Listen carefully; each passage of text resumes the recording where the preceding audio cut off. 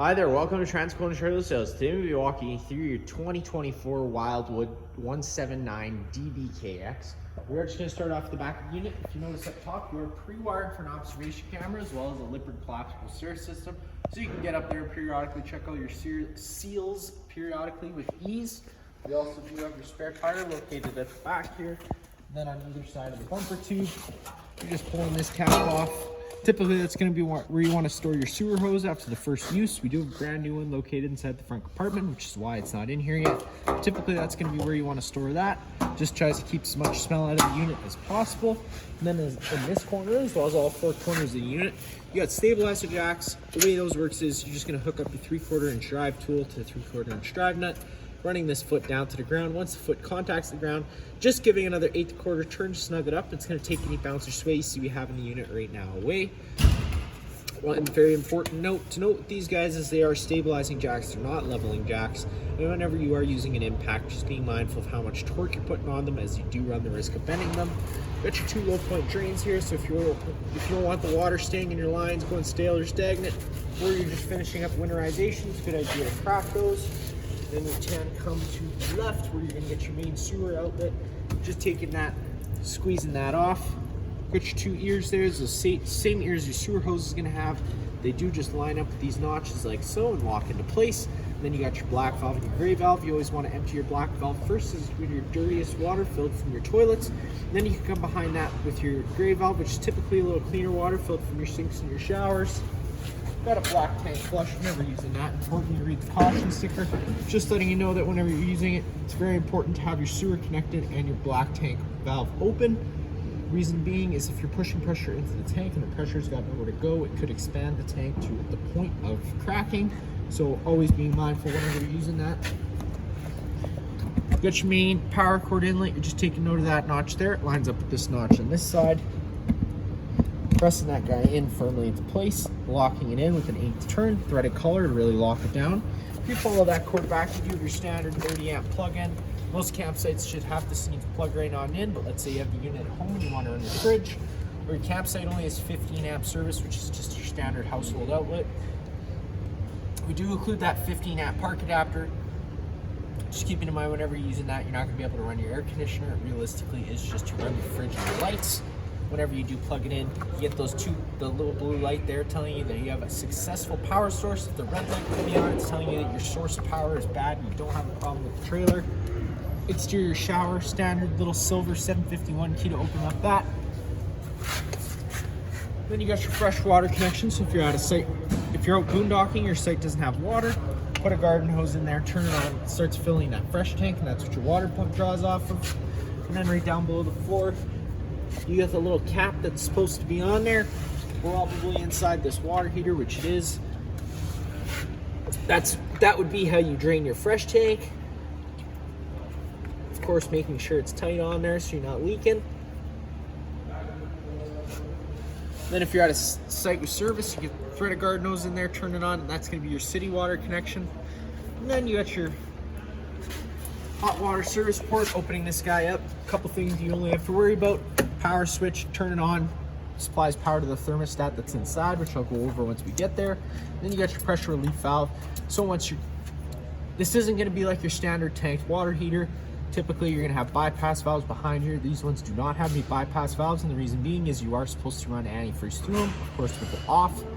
Once you're done completely winterizing the system, cracking this pressure relief valve, leaving it cracked open so that it'll allow that antifreeze a place to go during those cold winter months.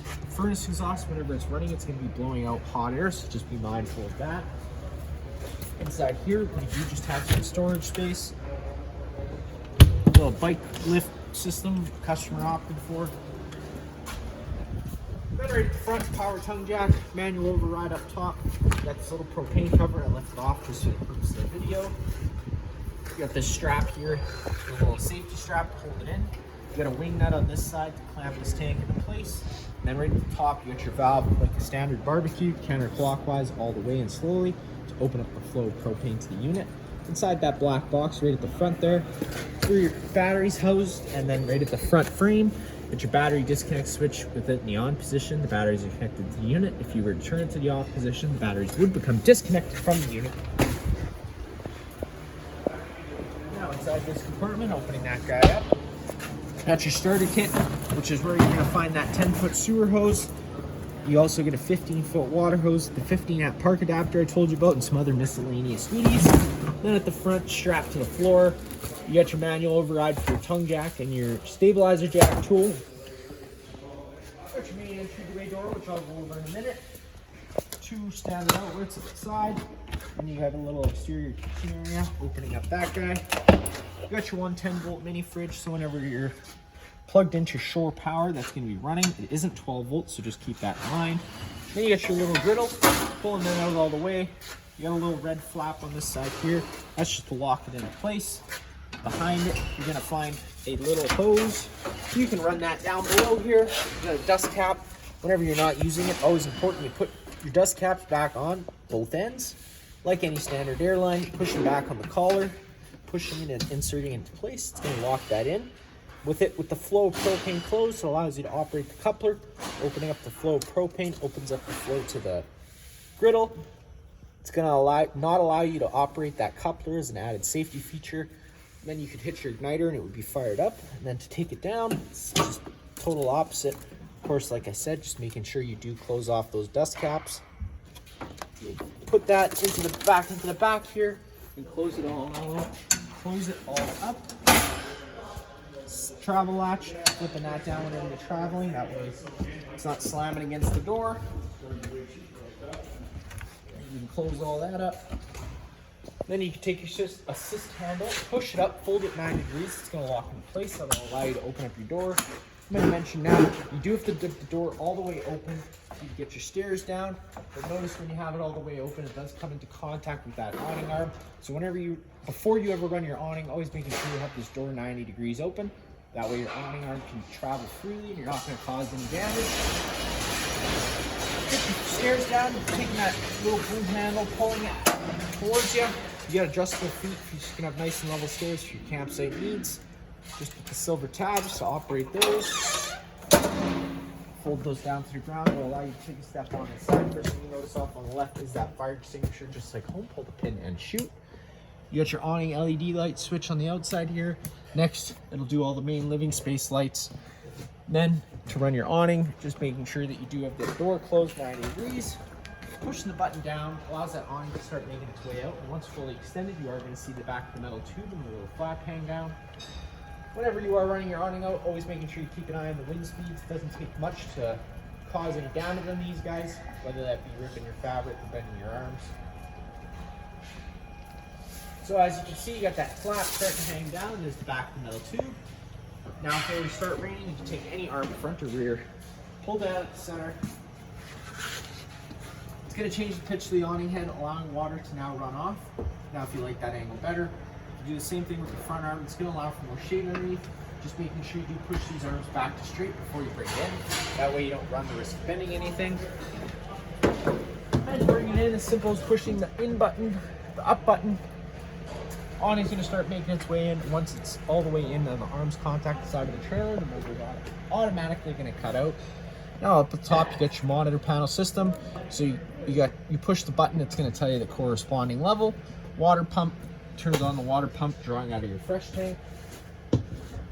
Main little living space here, nice area, couch.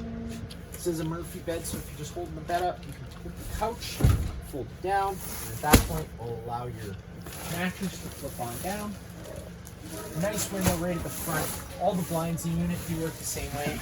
They just kind of sit where you leave them, all the way up, just to keep them up, and then to get this back into the couch area, folding that mattress up, flipping it up like so.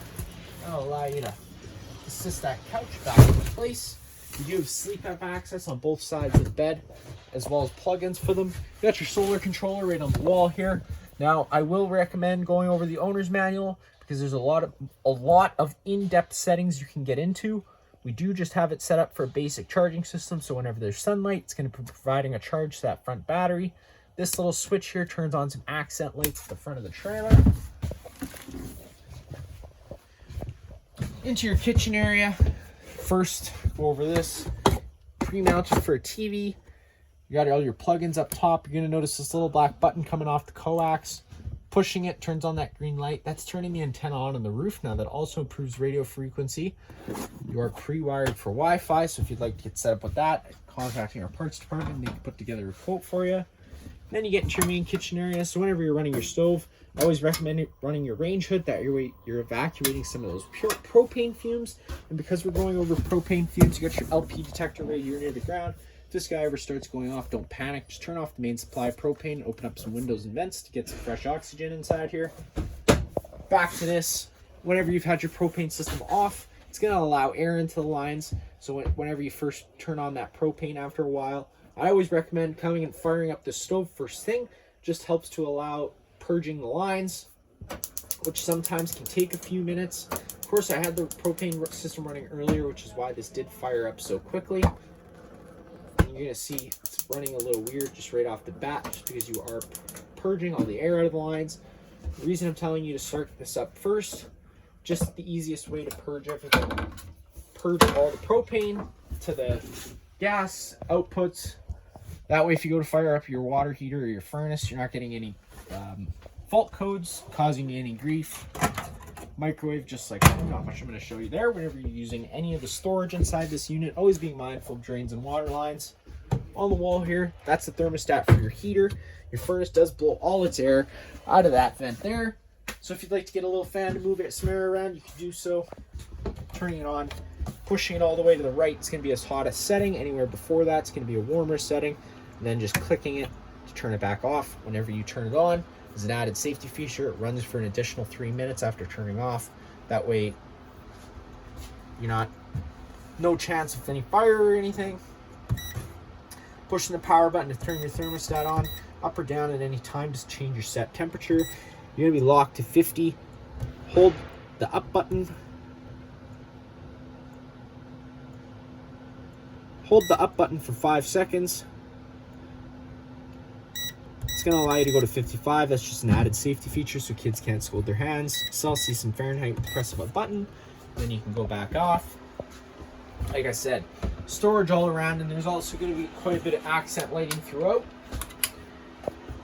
There's your fire exit, pretty simple.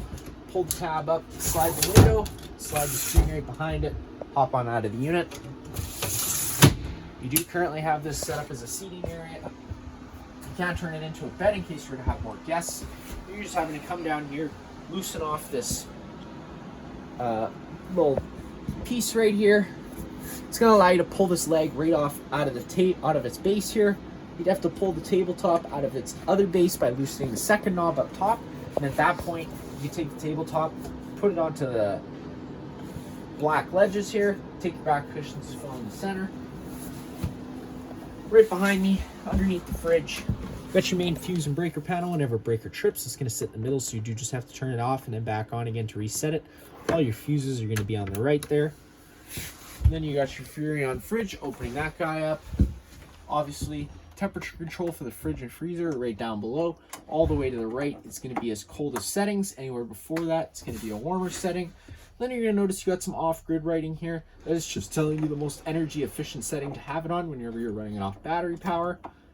Charcoal filter to help with any fridge odors. Contact your parts department, they can get you some replacement ones of those. All your controls for your air conditioner are right up here. You got 2 low fan settings, the same thing on either or, and then a high fan setting. So the fan settings are just moving air around using this air conditioner, no heating or cooling involved.